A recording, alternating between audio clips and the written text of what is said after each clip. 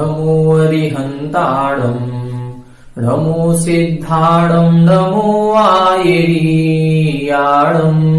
नमो वज्झायाणम् नमो लोये सवसाहुणम् तज्जयति परम् ज्योतिः समम् समस्तैरनन्तपरयायै दर्पणतलेव सकला प्रतिफलति पदार्थमालिका यत्र। 1008 से मूलनायक आदिनाथ भगवान की जय। द्वासांग जिनवाणी माता की जय। आचार्य श्रेष्ठ आचार्य गुरुवर श्री 108 अमृत चंद्र स्वामी महाराज की जय। आचार्य श्रेष्ठ आचार्य गुरुवर श्री 108 विद्यासागर जी महाराज की जय। जगत पूज्य निर्यापक श्रवण मुनि पुंगव श्री 108 सुधा सागर जी महाराज की जय। समस्त मुनि संघ की जय। आलोक मोदी स्वाध्याय सुधा यूट्यूब चैनल पर आप सभी दर्शकों का हार्दिक स्वागत, हार्दिक अभिनंदन। पुरुषार्थ सिद्धि उपाय ग्रंथ की इस स्वाध्याय श्रृंखला में हम सभी सम्यक दर्शन के बारे में समझ रहे हैं। सम्यक दर्शन अधिकार में इन्होंने सम्यक दर्शन की परिभाषा क्या होती है, सम्यक दर्शन के भेद कितने होते हैं, सम्यक दर्शन किन निमित्त कारणों से उत्पन्न होता है, सम्यक दर्शन की महिमा क्या है और शुद्ध सम्यक्त्व क्या कहलाता है, इन सब के बारे में हम पिछली कक्षा में समझ चुके हैं। हमने सम्यक दर्शन के 8 अंग और 25 दोषों की चर्चा पिछली कक्षा में की थी। शुद्ध सम्यक्त्व किसे कहते हैं? जो सम्यक्त्व के 25 दोषों से रहित होता है और 8 अंगों से सहित होता है, उसे शुद्ध सम्यक्त्व कहते हैं। और ऐसा सम्यक दृष्टि जीव देवताओं के इंद्रों के द्वारा भी पूजनीय होता है। आप सभी ने छेढ़ाला पढ़ी होगी और छेढ़ाला की एक पंक्ति आप लोग याद करें, दोष रहित गुण सहित सुधीजे सम्यक दर्श सजे हैं चरित मोह बस लेस न संयम पे सुरनाथ जजे हैं। बहुत बड़ी बात उधर उन्होंने लिखी पंडित दौलत राम जी ने, दोष रहित गुण सहित, 25 दोषों से रहित हो और 8 गुणों से सहित हो, ऐसा जो शुद्ध सम्यक दृष्टि जीव है, ऐसे सम्यक दर्शन से जो शोभायमान हो रहा है, ऐसा जीव चरित्र मोहवश लेस न संयम। यदि अविरत सम्यक दृष्टि है, चारित्र मोहिनी कर्म के उदय के कारण से उसके रंच मात्र भी संयम नहीं है, तो भी सुरनाथ जजे हैं। सुरनाथ यानी देवताओं के इंद्रों के द्वारा पूजनीय होता है। वो पूजनीय क्यों होता है? वो पूजनीय केवल इसलिए है क्योंकि देखें, वो देव हैं, देवों का जो इंद्र है वो भी सम्यक दृष्टि है और ये जो मनुष्य है ये भी सम्यक दृष्टि है। जब दोनों सम्यक दृष्टि है, फिर देवता का जो इंद्र है वो इंद्र इस मनुष्य की क्यों पूजा कर रहा है? इसका केवल एक ही कारण है कि मनुष्य इस भाव में चाहे तो सम्यक दर्शन के साथ सम्यक ज्ञान तो हो ही जाता है, लेकिन सम्यक चारित्र भी उसी भाव में प्राप्त करके मोक्ष जा सकता है। देवता सम्यक दर्शन के साथ साथ सम्यक ज्ञानी तो हो जाते हैं, लेकिन उस देव पर्याय में कभी सम्यक चारित्र को प्राप्त नहीं हो सकते। इसलिए वो देवता भी आकर के उन मनुष्यों की पूजा करता है। पूजा करने का मतलब उनकी प्रशंसा करना। किन मनुष्यों की? ऐसे जीवों की जो जीव सम्यक दर्शन से सहित हैं। कैसे सम्यक दर्शन से सहित हैं? 25 दोषों से जो रहित है और 8 गुणों से, 8 अंगों से जो सहित है। ऐसे 25 दोषों की चर्चा हमने पिछली कक्षा में आपसे की थी कि 8 शंका आदि दोष होते हैं, ज्ञान मद, पूजा मद आदि मिलाकर के 8 प्रकार का मद होता है, 3 प्रकार की मूर्ताएं होती हैं और 6 प्रकार के अनायतन होते हैं। खोटे देव, खोटे शास्त्र, खोटे गुरु और इनके सेवक। इस प्रकार से इन 25 दोषों से रहित होता है और निशंकित आदि 8 अंगों से सहित होता है। पिछली कक्षा में हमने सम्यक दर्शन का प्रथम अंग निशंकित अंग के बारे में चर्चा की थी। निशंकित अंग में बताया था कि जो जिनेंद्र भगवान ने तत्वों का निरूपण अनेकांत रूप से जैसा किया है उसको वैसा ही स्वीकार करना, उसमें ये संदेह नहीं करना कि ये सत्य है अथवा असत्य है। यदि इस प्रकार का संदेह हम करते हैं तो हमारे निशंकित अंग नहीं होगा। और सम्यक दृष्टि जीव को सबसे पहले निशंकित अंग होना अनिवार्य है। बिना श्रद्धा के, बिना दृढ़ श्रद्धांग के सम्यक दर्शन बन ही नहीं सकता। और यदि मन में थोड़ा सा भी संदेह है तो वो दृढ़ श्रद्धान नहीं हो सकता। आचार्य समंतभद्र स्वामी जी ने तो इतना तक लिखा है, नांगहीन मलम छेत्तुम दर्शनम जन्म संततिम ना ही मंत्रोक्षरण्यूनो निहंती विष वेदना। उधर उन्होंने कितना स्पष्ट लिख दिया कि जैसे एक अक्षर से रहित मंत्र विष की वेदना को नहीं दूर कर सकता। जैसे किसी व्यक्ति को यदि सर्प डस ले तो उस सर्प का जहर उतारने के लिए जो मंत्र साधक होते हैं वो मंत्र की साधना से उसका जहर उतार देते हैं, लेकिन यदि उस मंत्र में एक अक्षर की भी कमी है तो वह मंत्र की कितनी भी साधना करे, कितना भी जप करे, वो उस जहर को उतारने में समर्थ नहीं है। उसी प्रकार से सम्यक दर्शन के 8 अंग कहे गए हैं, और एक अंग की भी हीनता यदि होती है, एक अंग भी हमारे कम है, तो एक अंग से हीन वह सम्यक दर्शन भी जन्म की संतति को छेदने में समर्थ नहीं है। ऐसा नहीं है कि वो सम्यक दृष्टि नहीं होगा, सम्यक दृष्टि तो कहलाएगा। सम्यक दर्शन के जो 5 अतिचार कहे गए हैं उसमें उसके अतिचार लगेंगे, लेकिन नंबर कम हो जाएंगे, और नंबर कम हो जाने से अब वह सम्यक दर्शन उसके जन्म की संतति को छेदने में समर्थ नहीं होगा। तो यहां एक एक अंग की चर्चा हमें करनी है, और एक एक अंग का पालन पूर्ण श्रद्धा के साथ, पूर्ण दृढ़ता के साथ हमें करना है।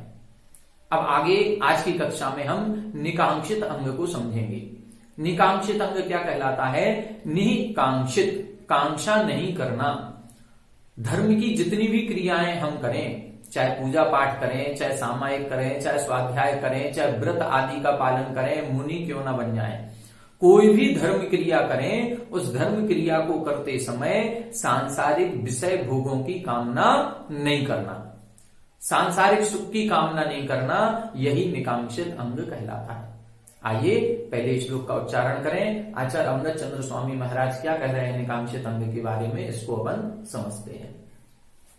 एह जनमनि विभवादी, एह जनमनि विभवादी, न्यमुत्र चक्रित्व केशवत्वादीन, न्यमुत्र चक्रित्व केशवत्वादीन, एकांतवाद दूषित, एकांतवाद दूषित, परसमया नपि च नाकांक्षेत, परसमया नपि च नाकांक्षेत। एह जनमनि विभवादी, न्यमुत्र चक्रित्व केशवत्वादीन, न्यमुत्र चक्रित्व केशवत्वादीन, एकांतवाद दूषित, एकांतवाद दूषित, परसमया नपि च नाकांक्षेत, परसमया नपि च नाकांक्षेत। एक बार आप लोग उच्चारण करें। एह जनमनि विभवादी, न्यमुत्र चक्रित्व केशवत्वादीन, एकांतवाद दूषित, परसमया नपि च नाकांक्षेत। एह जनमनि विभवादी, न्यमुत्र चक्रित्व केशवत्वादीन, एकांतवाद दूषित, परसमया नपि च नाकांक्षेत। देखें यहां पर ये जो उच्चारण करेंगे, ये दोनों लाइनों का एक साथ उच्चारण जब हम करेंगे तब सही शुद्ध उच्चारण बनेगा। यहां पर न्या को अलग कर दिया, न्यमुत्र, लेकिन एक साथ जब पढ़ेंगे तब एक ही लाइन में इनको पढ़ना है। देखें, एह जनमनि विभवादी, न्यमुत्र चक्रित्व केशवत्वादीन, एकांतवाद दूषित, परसमया नपि च नाकांक्षेत। देखें यहां बता रहे हैं जो सांसारिक सुख होता है वो सांसारिक सुख 2 प्रकार का होता है। एक होता है इसी जन्म से संबंधित, और दूसरा होता है मरने के बाद परलोक से संबंधित, पारलौकिक सुख, और एक इहलौकिक सुख। तो इह का मतलब होता है इस जन्म संबंधी, और अमूत्र, अमूत्र का मतलब होता है परभव संबंधी। देखें, एह जन्मनि विभवादीनी, ना ऊपर जाएगा और ई की मात्रा निकलेगी, तो एह जन्मनि विभवादीनी, यानी इस जन्म में तो वैभव आदि को, वैभव का मतलब सुख, संपत्ति, संतान आदि की प्राप्ति, ऐश्वर्य, विषय भोग, ये सब कुछ इसमें आ जाएगा। इस जन्म में क्या चाहिए हमको, इस भाव में ऐसा चाहिए कि खूब धन पैसा रहे, हमारे शादी आदि भी हो जाए, बच्चे भी अच्छे से हो जाएं, बच्चे भी अच्छे से सेटल हो जाएं, घर का बड़ा सा मकान हो, बढ़िया बड़ी सी गाड़ी हो, कभी भी किसी भी समस्या आ जाए, कोई भी समस्या के समाधान के लिए हमारे पास खूब पैसा आदि होना चाहिए। ये एक सामान्य आदमी की आकांक्षा रहती है, वो किसी भी प्रकार से परेशान होना नहीं चाहता। तो यहां ये कह रहे हैं, एह जन्मनि विभवादि, हम जिस समाज में, जिस सोसाइटी में रह रहे हैं, उस सोसाइटी में सबसे ऊंचा मकान हमारा होना चाहिए, सबसे धनवान हम रहने चाहिए, पूरे मंदिर में, समाज में, जहां पर भी हो सबसे ऊंची इज्जत सम्मान हमारा होना चाहिए। ये सब व्यक्ति की, हर एक व्यक्ति की यही चाह होती है। तो यहां यही बता रहे हैं, एह जन्मनि विभवादीन, विभवादीनी। तो इस जन्म में वैभव, वैभव का मतलब ये हमने आपको सब कुछ बता दिया। परभव में क्या मिले हमें, यदि हमें ऐसा लगता है, पिछले श्लोक में हमने पढ़ा कि आत्मा कभी मरती नहीं है, आत्मा नित्य है। अब आत्मा यदि नित्य है तो ये आत्मा कहीं ना कहीं मर करके दूसरे भाव में जाएगी। जब दूसरे भाव में जाएगी तो हे भगवान, हमको नरक निगोद ना मिले, हमको त्रियंच भी नहीं मिले, हम देव बने, हमें मनुष्य भी नहीं बनना। इच्छा किसी की नहीं होती मनुष्य बनने की, हर कोई व्यक्ति देव बनना चाहता है। इसीलिए मरते समय उसको स्वर्गवासी लिखा जाता है। स्वर्गवास हो गया इनका। अब स्वर्गवास का मतलब यहां से मरण करके अब वो स्वर्ग में चले गए। अब ये तो वही आत्मा जानती है उसने कैसे कर्म किए थे और वो कहां गई है। लेकिन संसार में देखा जाए तो संसार में सर्वाधिक सुख स्वर्ग में प्राप्त होता है।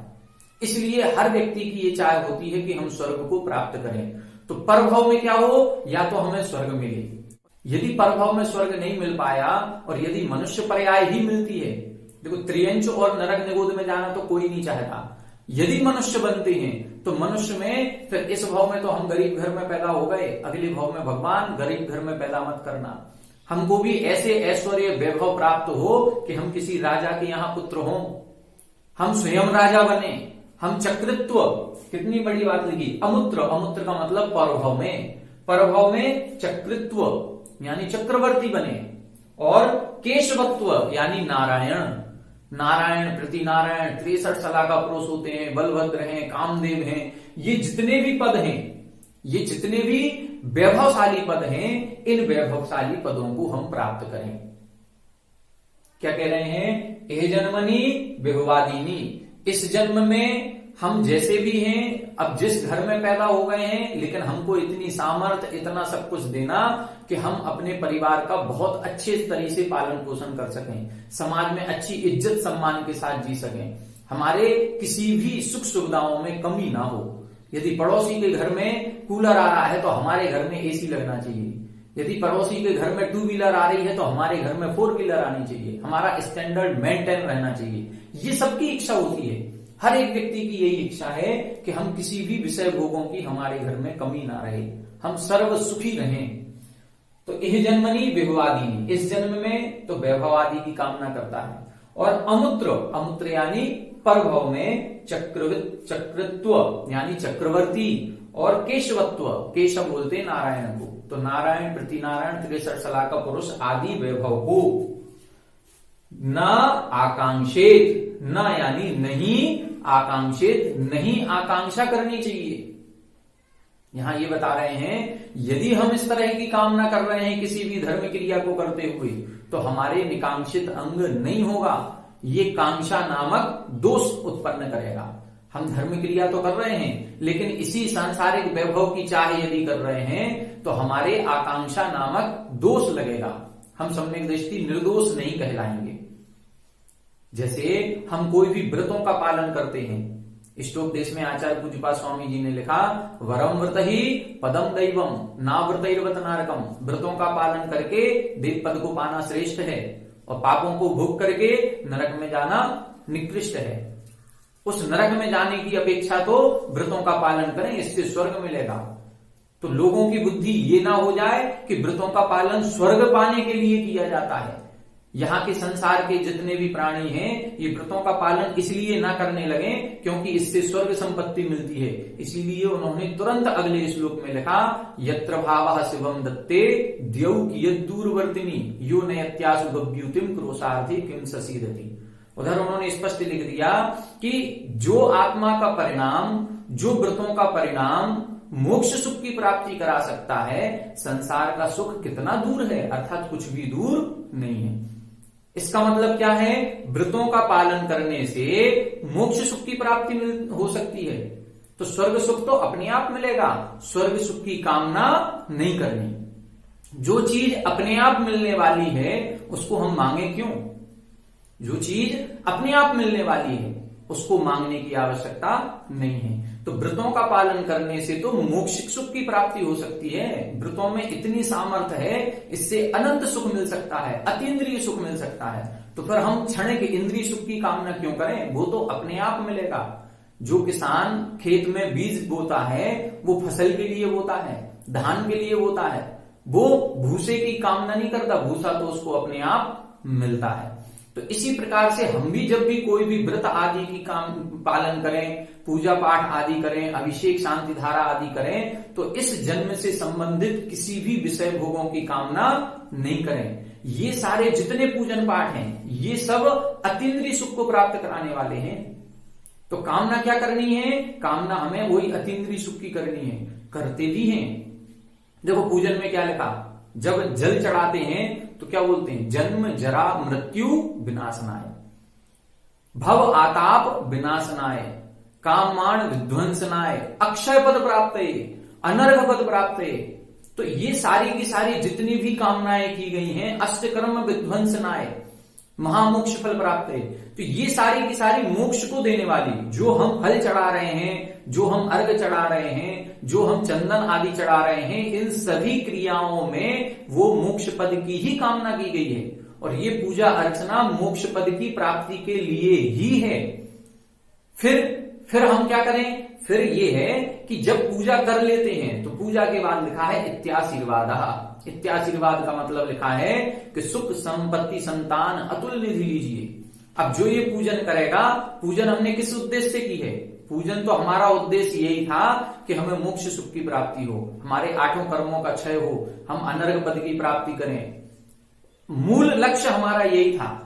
फिर संसार का वैभव तो आशीर्वाद स्वरूप अपने आप मिलेगा ही मिलेगा। तो सुख संपत्ति संतान ये सारी चीजें जिनसे एक सांसारिक प्राणी अपने आप को सुखी महसूस करता है, वो सारे के सारे वैभव अपने आप धर्म क्रियाओं के करने से मिलते हैं, अपने आप मिलेंगे, इनको मांगने की आवश्यकता नहीं है। कभी भी अभिषेक करें, शांति धारा करें। अब आप लोगों के मन में ये प्रश्न हो सकता है कि शांति धारा जब की जाती है तो उसमें तो हम बोलते हैं कि इनके स्वास्थ्य लाभ हेतु। अब स्वास्थ्य लाभ हेतु यदि हम बोल रहे हैं सर्व कार्य सिद्ध्यर्थम, तो ये क्या संसार की कामना नहीं है? देखें, इसको भी अच्छे से समझें। संसार की कामना हम वो कर सकते हैं जिसके बिना हमारा चल नहीं सकता, यदि जिसके बिना हमारे संक्लेश परिणाम होते हैं। जैसे घर में यदि कोई एक व्यक्ति बीमार हो गया तो उसकी बीमारी के कारण से हमारे संपूर्ण घर के सदस्यों के परिणामों में संक्लिष्टता हो रही है, हमारा धर्म में मन नहीं लग रहा है, हम धर्म कार्यों को छोड़ने लगे हैं। क्यों? एक व्यक्ति यदि हॉस्पिटल में एडमिट है तो हमें हॉस्पिटल जाना पड़ेगा, 10 चक्कर लगाने पड़ेंगे, हर एक व्यक्ति परेशान होता है, सारा घर डिस्टर्ब हो जाता है। तो उसकी कामना इसलिए की जा रही है कि वो स्वस्थ होगा तो हम लोग सुखी रहेंगे, और हम लोग सुखी रहेंगे तो हम धर्म कार्य करने में अच्छी तरह से मन लगा सकेंगे। इसलिए दूसरे के सुख की कामना की जा रही है जिससे हमारा संक्लेश ना हो। तो ये सुख की कामना शांति धारा आदि में धर्म क्रिया करते समय की जा सकती है, कोई आपत्ति नहीं इसमें, लेकिन वैभव को मांगने की नहीं की जा सकती है। यदि हमारी नौकरी नहीं लगी है और हमें नौकरी चाहिए है, हम उसके बिना पालन पोषण नहीं कर पाएंगे। हमारी व्यापार जो चल रहा है वो व्यापार में जैसे कोरोना काल आया, कई लोगों की दुकानें बंद हो गई, कई लोगों की इनकम सोर्स बिल्कुल रुक गया। अब ऐसा व्यक्ति शांति धारा इनकम सोर्स के लिए कर सकता है, क्योंकि बिना पैसे की आजीविका के कैसे काम चलेगा उसका। लेकिन जिसके आजीविका अच्छी हो रही है, जिसके कोई कमी नहीं है, अब वो केवल वैभव बढ़ाने की सोच रहा है। वो केवल ये कंपटीशन में लगा हुआ है, प्रतिस्पर्धा कर रहा है कि दूसरे के घर में, पड़ोसी के घर में यदि 4 व्हीलर अच्छी महंगी वाली आई है तो हमारे घर में ये सस्ती वाली नहीं होनी चाहिए।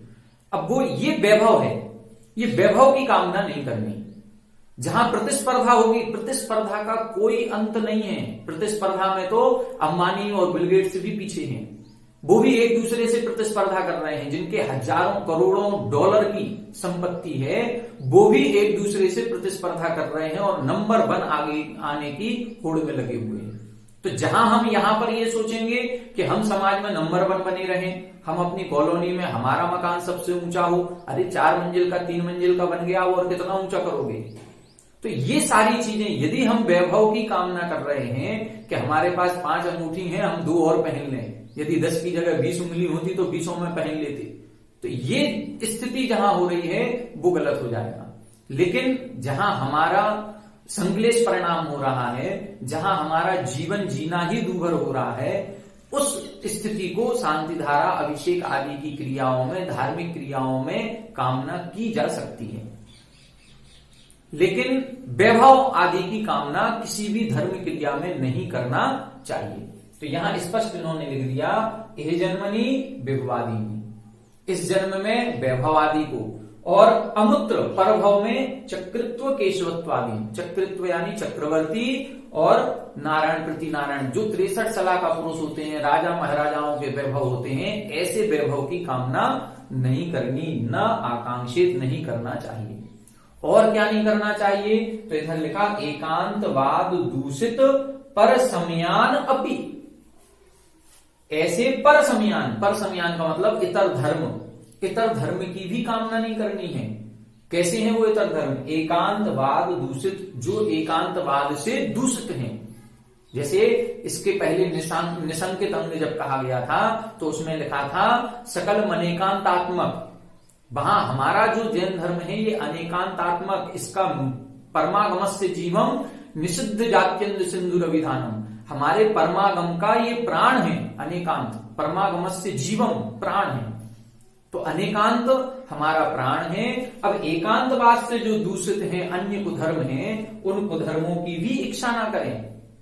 इसका मतलब क्या हुआ, ये क्यों लिखा गया इधर, ये इसलिए लिखा गया क्योंकि एक सम्यक दृष्टि जीव सांसारिक विषय भोगों की आकांक्षा के कारण से ही अन्य कुदेवी कुदेवताओं को मानने लगता है।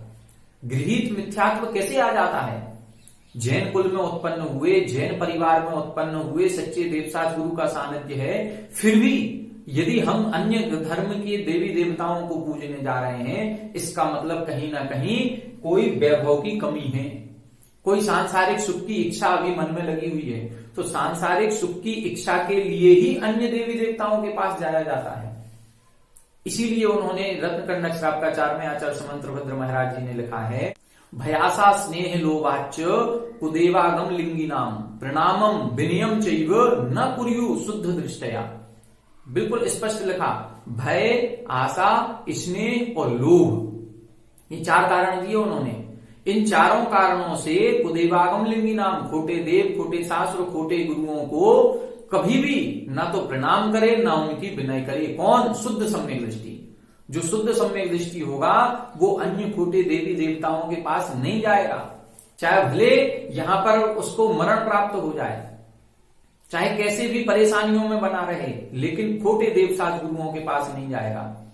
दर्शन पाठ में जहां दर्शन स्तोत्र हम पढ़ते हैं, उस दर्शन स्तोत्र में भी लिखा है ये, मां भवे चक्रवर्त्यपि जिन धर्मानुवास्ता स्याच्चेतोपि दरिद्रोपि, चाहे भले हम दरिद्र हो जाएं लेकिन हमें दरिद्रता मंजूर है, लेकिन हमें जैन धर्म ही चाहिए, इसके अलावा अन्य कोई धर्म नहीं चाहिए। कितनी बड़ी बात कहेगी कि हम दरिद्रता होना स्वीकार है, लेकिन हम जिन धर्म के अलावा अन्य कहीं नहीं जाएंगे, चाहे भले हमें चक्रवर्ती जैसा महान पद भी क्यों ना मिले, लेकिन हम अन्य कुधर्मों में उत्पन्न होना नहीं चाहते। ये प्रार्थना करनी चाहिए। जो एक दोहा आता है, गर्भो जन्म द्वारा मानव जन्म मिले, फिर से यही जिनालय जिनवर शरण मिले।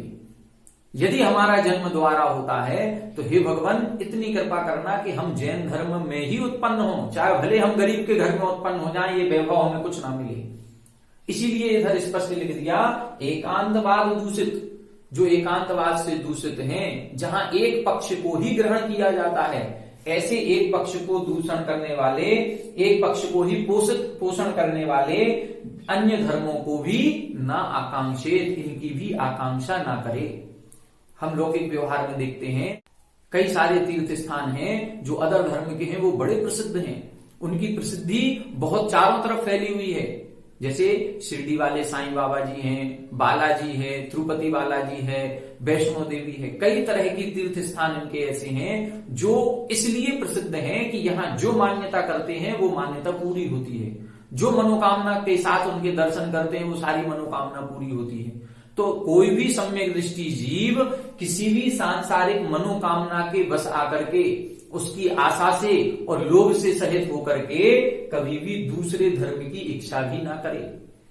ये ना सोचे यदि हम दूसरे धर्म के देवी देवताओं के नमस्कार करते हैं, इसका मतलब ही स्पष्ट है कि अब हमको जैन धर्म के भगवान में रुचि नहीं है, हमें जैन धर्म अच्छा नहीं लग रहा है, जैन धर्म के सच्चे देवता गुरुओं से रुचि श्रद्धान कम हुआ है, तभी तो हम दूसरों के पास गए हैं। पड़ोसी के पिताजी से कौन पैसा मांगता है? जब स्वयं के पिताजी कुछ ना दें, जब स्वयं के पिताजी पर विश्वास ना रहे कि ये हमें कोई कुछ देंगे, तब तो जाकर के दूसरों के पास जाते हैं। कभी छोटे बच्चों को देखा होगा, छोटे बच्चे अपने पिताजी से नहीं मांगते हैं, वो अपने दादाजी से मांगते हैं। क्यों मांगते हैं? क्योंकि उनको पता है कि पिताजी हमारी बात नहीं सुनेंगे, दादाजी जरूर सुनेंगे, तो दादाजी टॉफी दिला देंगे, बिस्किट दिला देंगे। इसी तरह से वो छोटा बच्चा कम से कम अपने पिताजी को छोड़ के दादाजी के पास ही तो गया है तो उसी घर के, उसी खानदान के, लेकिन कभी पड़ोसी के यहां तो नहीं जाता। पड़ोसी के यहां कोई नहीं जाता कि पड़ोसी के यहां जाए और अपने टॉफी चॉकलेट बिस्किट की कामना करे। क्यों? क्योंकि उसके पिताजी ही इतने समर्थ हैं, उनके दादाजी इतने समर्थ हैं कि वो स्वयं दे सकते हैं। अब इसी तरह से यहां पर भी है, जब हमारे जिनेंद्र भगवान इतने समर्थ हैं, 3 लोक के अधिपति हैं, समावसरण जैसी विभूति है, इनकी पूजा अर्चना, इनकी सब कुछ करने से सारी 3 लोकों की संपत्ति हमको मिल सकती है। केवल एक जैन धर्म ही ऐसा धर्म है जो उस पद पर विराजे हैं और वही पद दूसरे को देते हैं। कभी ऐसा नहीं होता कि मालिक नौकर को भी मालिक बना ले। मालिक हमेशा ये चाहता है कि नौकर नौकर ही बना रहे, कभी मालिक ना बने। राजनीति में यही चलता है, जो नेता बना हुआ है वो ये सोचता है मैं ही नेता बना रहा हूं, कोई दूसरा आगे ना आ जाए, कोई दूसरा ना आ जाए, हमेशा यही सोचता है। लेकिन हमारा जैन धर्म ये है कि भगवान ये कहते हैं कि तुम हमारी पूजा करो, तुम भी भगवान बन जाओ। नात्यद्भुतम भुवन भूषण भूतनाथ भूतैर गुणैर भुवि भवन्तमभिष्टुवन्ता तुल्या भवंती भवतो ननुते निकिम्बा भूत्याश्रतम या एहनात्म समम करोति। उस मालिक से क्या प्रयोजन है जो अपने नौकर को भी अपने समान ना बना सके। तो हमारा जैन धर्म तो इतना उत्कृष्ट है जो स्वयं भगवान बनने की प्रेरणा देता है कि तुम्हारे अंदर भी वो भगवान आत्मा है, तुम स्वयं परमात्मा बन सकते हो। जिन गुण संपत्ति हो मध्यम, कितनी बड़ी बात कही, पूरी जिनेंद्र भगवान के गुणों की संपत्ति है वो मेरी हो जाए। अब जहां हम पूरा सब कुछ लेने के लिए तैयार हैं, तो फिर हम अन्य धर्म में क्यों जाएं? यदि हम अन्य खोटे देव शास्त्र गुरुओं को मान रहे हैं, इससे यही सिद्ध होता है कि निश्चित रूप से हमारा जैन धर्म के प्रति विश्वास नहीं है, सच्चे देव शास्त्र गुरुओं के प्रति हमारा सच्चा श्रद्धान नहीं है। इसीलिए इधर इन्होंने लिख दिया निकांक्षित अंग में एकांतवाद दूषित परसमयान, ये लिखने की क्या आवश्यकता थी? निकांक्षित अंग है, विषय भोगों की कामना की बात लिखते। ये शब्द लिखने का केवल यही तात्पर्य है कि हम कहीं ऐसा ना हो कि किसी पंचेंद्रीय विषय भोगों की कामना से, सांसारिक सुख की कामना से किसी दूसरे अन्य देवी देवताओं को ना मानने लग जाएं। अपने धर्म पर विश्वास रखें। हमारे धर्म में मांगना नहीं पड़ता, अपने आप मिलता है। जांचे सुरतरु दे सुख चिंतक चिंता नैन बिन जांचे बिन चिंतये धर्म सकल सुख है। हमारा जैन धर्म इतना है कि जो सुरतरु होता है कल्प वृक्ष, उससे तो मांगना पड़ता है। कल्प वृक्ष बिना मांगे कुछ नहीं देता। जो चिंतामणि रत्न होता है, उस चिंतामणि रत्न के सामने कुछ ना कुछ चिंतन करना पड़ेगा। मांगना तो नहीं पड़ेगा, लेकिन सोच तो लाना पड़ेगा, मन में विचार तो करना पड़ेगा कि ऐसा होता तो बहुत अच्छा होता, ये सोचना पड़ेगा। लेकिन जैन धर्म एक ऐसा धर्म है, वहां लिखा बिन जांचे बिन चिंतये, ना तो मांगना है और ना चिंतन भी नहीं करना, सोचना भी नहीं है कि हमारे आगे भविष्य में क्या होगा। बस भक्ति किए जाओ, अपने धर्म के मार्ग पर चले जाओ, 5 पापों को, विषय भोगों को छोड़ते चले जाओ। 5 पापों विषय भोगों को पाने की इच्छा मत करो, जितना छोड़ेंगे ये उतना हमारे पीछे आएंगे। आप साधुओं को देखें, इन्होंने आहार छोड़ दिया तो आहार छोड़ने पर 50 चौके लगते हैं 2-2, 3-3 साधुओं के लिए। क्यों? क्योंकि इन्होंने आहार को छोड़ दिया। और एक भिखारी है, वो घर घर मांग रहा है, उसको कुछ नहीं मिलता। क्यों नहीं मिल रहा? हम इनको छोड़ें, त्याग करेंगे, त्याग की महिमा ही अलग है। तो त्याग करने की कोशिश करें, त्याग करने का अपना मन बनाएं। किसी भी धर्म क्रिया को करते समय, कोई भी धार्मिक क्रिया हम कर रहे हो, पूजन से लेकर के सामायिक स्वाध्याय व्रत आदि को ग्रहण करने तक, किसी भी धर्म क्रिया को करते समय कोई भी उद्देश्य सांसारिक विषय भोगों की कामना का नहीं बनाए। बिना किसी कामना के निस्वार्थ भाव से निष्काम भक्ति की जाए। और वो निष्काम भक्ति देखना, उससे हमारे सभी पाप अपने आप दूर होंगे। और जब पुण्य कर्म का आश्रय होगा तो पुण्य कर्म का ही फल मिलेगा हमको। और उस पुण्य फल के उदय में हमें सारी सुख सुविधाएं अपने आप प्राप्त होंगी, अपने आप मिलेंगी। यहां मांगने की आवश्यकता नहीं है। एक बार फिर से इसका अर्थ देख लें। एह जन्मनि विभवादीन, इस जन्म में वैभव आदि, और अमूत्र यानी परभव में चक्रत्व यानी चक्रवर्ती, केशवत्व यानी नारायण, प्रति नारायण आदि के पदों को, जो भी वैभवशाली पद हैं, इन सभी पदों को न आकांक्षित, नहीं कामना करनी चाहिए। और किसकी कामना नहीं करनी चाहिए? एकांतवाद दूषित पर समयान अपि, और जो एकांतवाद से दूषित अन्य खोटे देवशास गुरु हैं, अन्य धर्म हैं, उन अन्य धर्मों की भी कामना नहीं करनी चाहिए। कुल मिलाकर के ये है कि किसी भी सांसारिक विषय भोगों की कामना से कोई भी धर्म क्रिया ना करें, और अपने धर्म पर ही श्रद्धा बनाए रखें, दृढ़ता बनाए रखें। इधर उधर भटकने की भी आवश्यकता नहीं है। निकांक्षित अंग का केवल इतना ही अर्थ है कि जिन वच में शंकाना, ये तो हो गया संकित, धार ब्रस भव सुख वांछा भाने, न दोनों में लगाएंगे। जिन वच में शंका न, जिन भगवान के वचनों में शंका नहीं करना। और धार ब्रस भव सुख वांछा भाने न, मतलब ब्रस धारण करके, धर्म को धारण करके, भव सुख वांछा, संसार के सुखों की वांछा न भाने, नहीं करनी चाहिए। आचार्य समंतभद्र स्वामी जी ने श्रावकाचार में क्या लिखा?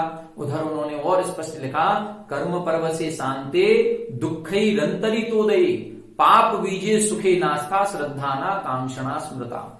उन्होंने तो ये लिख दिया कि ये संसार का सुख है कैसा। पहले संसार के सुख को भी तो समझे जिसकी हम कामना कर रहे हैं। इतनी उत्कृष्ट धर्म क्रिया करने के बाद, इतने उत्कृष्ट व्रतों का पालन करने के बाद संसार के सुख की कामना कर रहे हैं। वो संसार सुख कैसा है? कर्म पर्व से, कर्म के अधीन है।